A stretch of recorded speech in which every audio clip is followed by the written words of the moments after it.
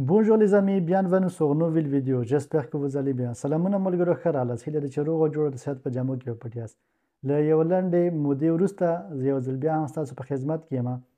ډېر منظم ډول راځئ چې په دې ویډیو کې له دې کتاب څخه یو لنډ ډیالوګ تاسو ته وړاندې کړم او په ګډه یې زده کړو. دغه ډیالوګ د بوس د تمځای لپاره دی چې دوه مېرمنو پکې ډیالوګ ویلی دی. یوه پکې مغې نومیږي او بله پکې انا دی. راځئ چې دغه ډیالوګ په ګډه واورو او تر پایه راسره پاتې شئ.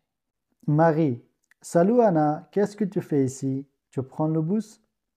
Marie, salam Anna, t'as delta tsakawe, ta service nissé? Anna, oui, quand il ne fait pas beau, je prends le bus ou le métro.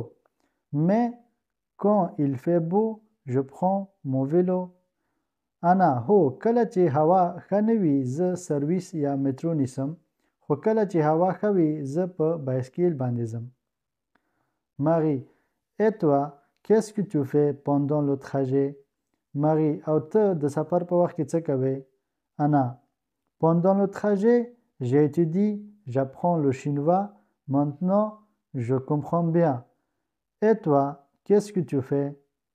Anna, د سفر په وخت کې درس وایم، زه چینایي ژبه زده کوم، اوس زه ښه پوهیږم، او ته څه کوې؟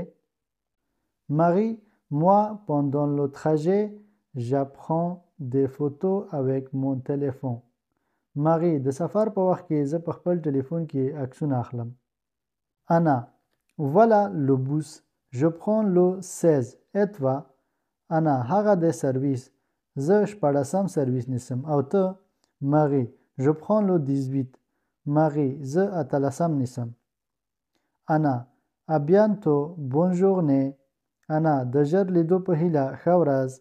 Marie, à bientôt. Marie, د ژر لیدو په هیله.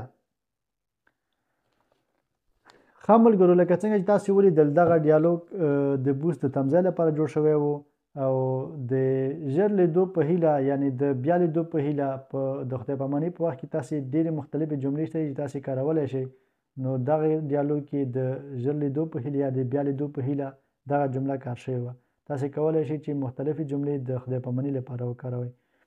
مننه چې د ویډیو تر پایه راسره پاتې شوئ. دا چې یو څه موده نه ومه نو زه هم مصروف وم ځکه چې کتابونه راغلي وو، کتابونه مې ویشل او خوښ یم چې کتابونه ټول خپلو ملګرو ته چا چې غوښتنه کړې وه هغوی ته ورسېدله او انشاءالله نور کتابونه بیا هم را روان دي او د فرانسوي ژبې دغه کتاب که چاته په کار وي زه کولی شم ورته ویې رسوم. تر بلې ویډیو هم په لاس سپارم. ښې چارې، ښه وختونه. د الله په امان.